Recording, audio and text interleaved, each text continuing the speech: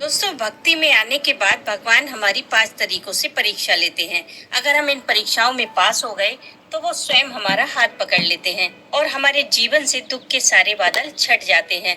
लेकिन इन्हीं परीक्षाओं में अक्सर लोग फेल हो जाते हैं। तो आज की वीडियो में मैं आपको इन परीक्षाओं को पास करने का एक टॉप सीक्रेट बताऊंगी, जो कि बहुत आसान है। क्योंकि भक्ति में आने के बाद ऐसा तो है नहीं कि हम सन्यासी बन जाएं, हम गृहस्थ ही रहते हैं और उसी रूप में हम आध्यात्मिक लाइफ जीते हैं। लेकिन जीवन जीने के लिए हमारी कुछ भौतिक आवश्यकताएं भी होती हैं, जिनकी जरूरत हमें पड़ती ही पड़ती है। बस उन्हीं जरूरतों को पूरा करने के रास्ते में जब रुकावटें आने लगती हैं, तो हमें लगता है कि हमने जब से भक्ति करनी शुरू की तब से हमारे साथ ये गलत हो रहा है। अगर आपके जीवन में भी कभी ऐसा समय आया है तो मुझे कमेंट करके जरूर बताइएगा। तो दोस्तों, भक्ति के रास्ते की जो सबसे पहली परीक्षा होती है वो ये है कि हमने जैसे कोई काम शुरू किया तो एकदम से उस काम में रुकावट आ जाना। जैसे कि आपका काम बस बनने ही वाला था, आपको लगेगा कि ये रुकावट कहाँ से आ गई। तो अगर इस तरह की कोई रुकावट आ जाए, कोई निगेटिव सिचुएशन क्रिएट हो जाए, तो उस टाइम पर आपको अपना धैर्य रखना है, पॉजिटिव रहना है। दोस्तों, कोई भी प्रॉब्लम आ जाए, उस प्रॉब्लम में पॉजिटिविटी को ढूंढना बेहद जरूरी है। जैसे कि आप कहीं जा रहे हो और आपका एक्सीडेंट हो जाए, आपको चोट लगे, तो आपको उस चोट के लिए नहीं रोना है, बल्कि उस चीज के लिए भगवान को थैंक यू बोलना है कि उससे भी बड़ी कोई घटना हो सकती थी, पर भगवान ने हाथ देकर बचा लिया, सिर्फ चोट लगी। तो जो लोग ऐसा सोचने लगते हैं, उनके जीवन में बदलाव बहुत तेजी से आते हैं और वो जिस चीज को पाना चाहते हैं उसे भी बहुत जल्दी पा लेते हैं। दोस्तों, जो लोग अपनी प्रॉब्लम में पॉजिटिविटी को ढूंढना शुरू कर देते हैं, उनकी लाइफ चेंज होने लग जाती है। उनकी छोटी छोटी जरूरतें भी आसानी से पूरी होने लगती हैं। और दूसरी परीक्षा है प्लान चेंज होना।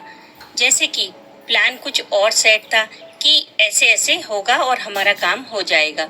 वो आपने अपने हिसाब से एक पूरा प्लान बनाकर रखा था, फिर चाहे वो घर खरीदने का हो, गाड़ी खरीदने का हो या फिर कहीं जाने का।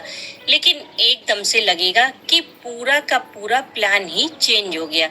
ऐसा आपने सोचा भी नहीं होगा।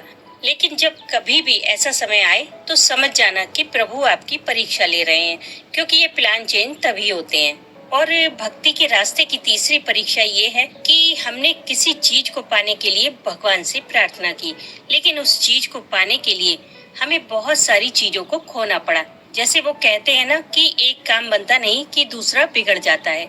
ऐसा आपने भी कभी ना कभी महसूस जरूर किया होगा, लेकिन वो चीज हमें तुरंत समझ में नहीं आती। आगे जाकर हमें पता चलता है वो हमारे भले के लिए ही थी। क्योंकि दोस्तों, हम तो अपनी चीजों को सामने से देख रहे होते हैं, हमें ये लगता है कि हमारा जो काम है वो ऐसे ऐसे बन जाना चाहिए।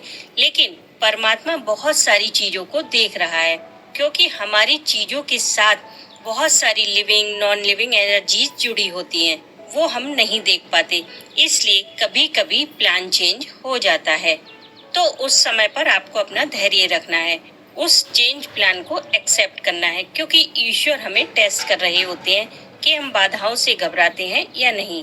भक्ति के रास्ते की चौथी परीक्षा ये है कि जब आप भक्ति करना शुरू करते हो तो उस समय अगर आप कुछ पाने के लिए काफी समय से मेहनत कर रहे हो, लेकिन वो चीज आपको नहीं मिल रही है, तब एक समय ऐसा भी आता है कि आप गिव अप कर देते हो। आपका उस चीज से अटैचमेंट खत्म हो जाता है और आपको लगता है कि अब मिल जाए तो ठीक, ना मिले तो ठीक, कोई फर्क नहीं पड़ता। और ये वही समय है जहाँ से आपके काम बनने शुरू हो जाते हैं, क्योंकि परमात्मा सबसे पहले आपका मोह खत्म करता है चीजों के प्रति। अगर आपके साथ भी ऐसा हो रहा है तो समझ लेना कि आपकी भक्ति सार्थक हो रही है। और भक्ति के रास्ते की पांचवी परीक्षा ये होती है कि जब आप भक्ति में आते हो तो अगर आपके साथ कुछ बुरा होता है या आपकी कोई बुरी आदत नहीं छूट रही है, जैसे मान लीजिए आप नॉनवेज प्याज लहसुन खाते हो तो वो आप नहीं छोड़ पा रहे हो, या फिर आपने नॉनवेज तो छोड़ दिया लेकिन प्याज लहसुन नहीं छोड़ पा रहे हो, तो ऐसे समय पर आपको दुनिया वालों से जजमेंट मिलनी शुरू हो जाती है। लोग आपको राय देना शुरू कर देते हैं। आपके फ्रेंड्स, फैमिली या आस पड़ोस से आपको राय मिलनी शुरू हो जाती है। राय भी कैसी कि अरे, जब से तुमने भक्ति करनी शुरू की है, चैंटिंग करनी शुरू की है, तब से तुम्हारे ऊपर ये मुसीबतें आ रही हैं। और क्या फायदा तुम्हारी भक्ति का कि प्याज लहसुन तो तुम अब भी खाते हो। अरे ये ठीक नहीं है, किसी और की पूजा करो। और कुछ लोग तो यहाँ तक भी कहेंगे कि हम तुम्हें एक ऐसी जगह लेकर चलेंगे जहाँ ब्रह्मदेव महाराज हैं। वहाँ प्रसाद चढ़ाने से एकदम से मनोकामना पूरी हो जाती है। बाद में वहाँ भंडारा करना, और बस यहीं से आपका मन भटकना शुरू हो जाता है। फिर आपको भी ये लगने लगता है कि अरे कह तो ठीक रहे हैं, यही सब तो मेरे साथ हो रहा है। लेकिन दोस्तों, अगर इन परीक्षाओं से घबराकर आपने भक्ति छोड़ दी तो आप फिर से उसी ग्राउंड जीरो पर आ जाते हो जहां से ये सारी चीजें आपको दोबारा शुरू करनी पड़ेंगी। इसलिए इस समय पर अपना धैर्य बनाए रखें। अब वो जानते हैं इन परीक्षाओं को पास करने का सीक्रेट। दोस्तों, इन सारी परीक्षाओं को पास करने का सिर्फ एक ही सीक्रेट है, वो है परमात्मा पर अटल विश्वास। परिस्थितियां चाहे जो भी हो, अच्छी हो या बुरी हो, आपको बस ये विश्वास अपने मन में जगाना है कि परमात्मा जो कुछ भी करेंगे वो हमारे भले के लिए ही करेंगे। और ये विश्वास तभी जागेगा जब हम छोटी छोटी चीजों के लिए भी उन्हें थैंक यू बोलना शुरू करेंगे। क्योंकि जब आप परमात्मा की शरण में आ गए तो वो जो कुछ भी करेंगे वो आपके भले के लिए ही होगा।